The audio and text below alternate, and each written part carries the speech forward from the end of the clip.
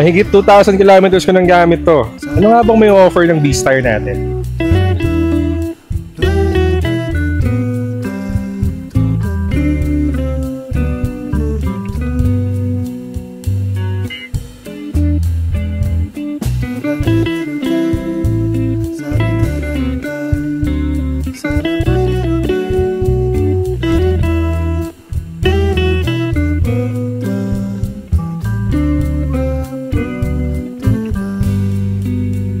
Subukot tong gulong sa city driving from Las Piñas to QC as my daily, walang problema. At biyaheng probinsya din.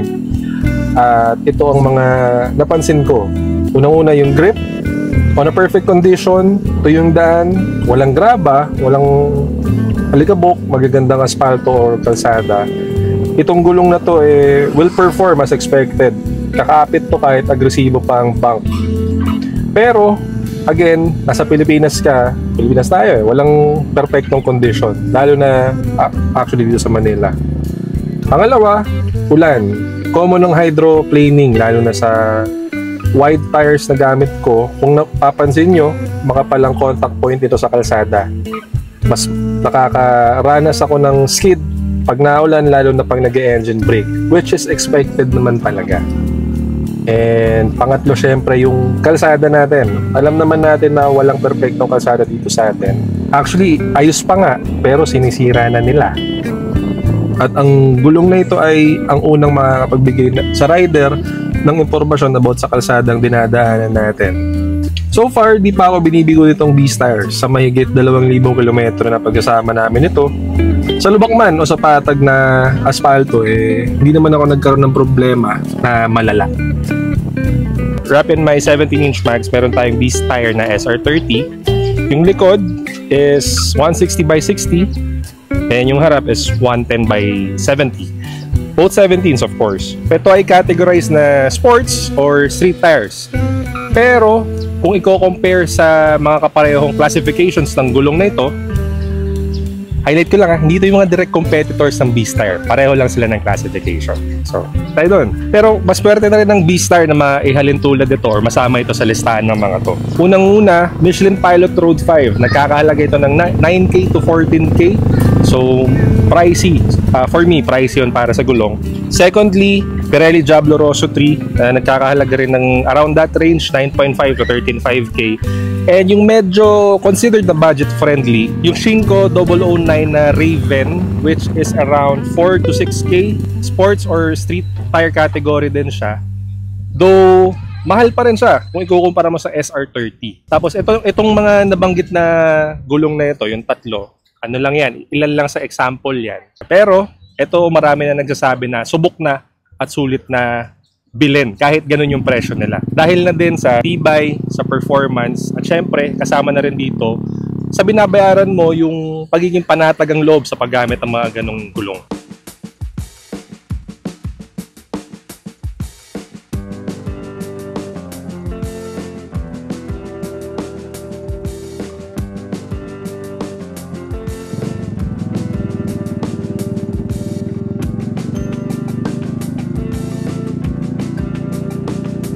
For 2,000 kilometers, actually medyo saglit pa lang yun or short term pa lang. Although, tapos na yung break-in period nun. So kung makikita nyo naman, medyo halata na yung mga visible wear and tear. And sa basang kalsada, medyo madulas siya. Kung takbong responsable ka naman, hindi ka kamote, okay tong goma na to. Wala ka nang magiging reklamo. Siyempre, unang-una para sa presyo niya, sulit na sulit. Itong B-Stars, actually pwede mo siyang mahalin tulad sa atleta ng Olympics na alam mo namang hindi makakakuha ng medalya. Pero kung iisipin mong maigi, proud naman yung ire-representa niyang bansa kasi Olympics yun ganung level. So nakapasok siya sa ganung level. Kung isipin mong maigi, maraming mas better na competitors. Siyempre, mga yun, pinondohan, pinag-aralan, the fact na ganun yung mga presyo nila at maraming humahanga sa mga competitors na yun, syempre. Itong new player na B-Stars na to, sa halagang less than 6K, yung harap is 2,000, yung likod is not more than 3,500 na ganon. So, for me, sulit siya.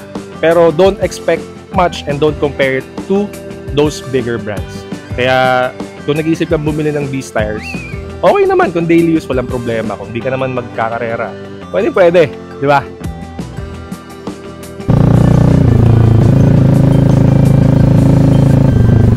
May personal opinion.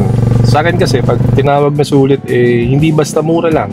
May mga sulit na malalaki ang presyo at may mga sulit din na mababa naman. At itong Beastar actually for its price, pasok to sa sulit bracket ko.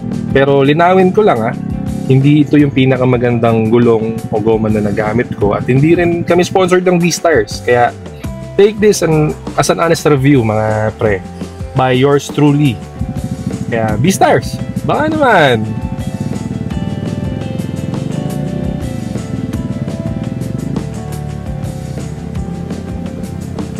Nga pala, if may suggestions kayo or gusto ipa-review mga sasakyan nyo, kotse man yan o motor, reach us out. Madali naman kami. Online kami lagi sa Facebook. Schedule natin yan. Also, don't forget to subscribe na rin and watch our other videos, mga chong. Subscribe na din mga tol. And nga pala, recently, nagpa-raffle kami ng helmet. Kaya, isang dahilan yun kung bakit dapat kayo mag-subscribe kasi nag-uumpisa pa lang ang raffle namin. Anytime soon, magpapa-raffle ulit kami. And update, meron nang nanalo dun sa Rook helmet namin. Shoutout to Kevin or Nivek Ignacio. Baliktarin nyo nila Ignacio, siya yung nanalo. And shoutout din kay Mark. Tahimik lang. Nakalimutan ko yung apelido niya Pero para clothing naman ang nakuha niya. Sponsored by the one and only Carlos Salonga. Ito lang ba paparaffle mo? O mayroon pang iba? Sa next siguro, paparaffle. Ang plano namin is yung Evo naman, syempre. Hindi tol, dahil para suporta sa page nyo, dagdagan mo yung paraffle mo, tol. Wow, ano yan? Tol, para clothing. Para clothing. Syempre. Nakikita ko lang yan Eto tol, iparaffle nyo rin sa mga followers nyo. Etong t-shirt natin ng para clothing. Kuya, wala sa usapan namin yun. Wala, syempre,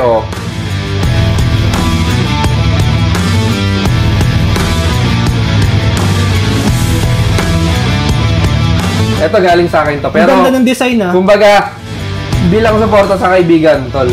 Yan, medium siya. Pero, tol, ang ganda nito. Ito yung likod, ito yung harapan. Kaya maraming salamat Carlo sa uulitin and actually sa kanya rin galing or sa kanya rin namin binili yung Rook helmet. Dun sa shop niya, Jawa Moto Shop sa Carmona, Cavite. So, mga taga-Carmona dyan, alam nyo na kung saan kayo pupuntahan for your motorcycle equipments. Kaya, there you go! Like and subscribe!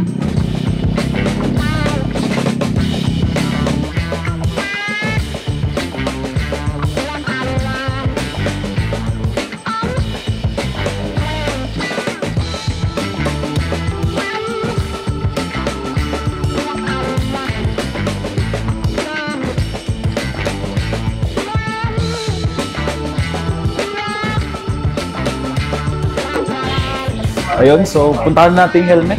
Again, wait.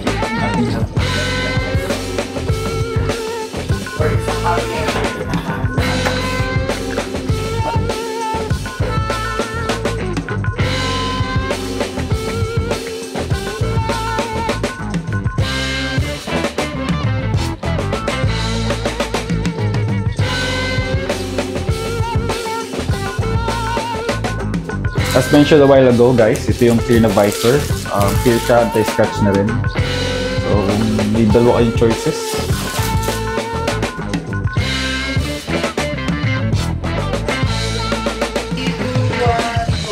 So guys, tapos na natin i-tour ang Jawa Moto Shop. Quick review lang ang ginawa namin. Mas okay na personally nyo i-visit para makita nyo personally yung equipment sila, kung gaano kaganda and gaano ka-affordable. So shoutout din sa ating mga staff, napaka-friendly. So again, don't hesitate na magtanong if you have questions or concerns sa mga equipment nila.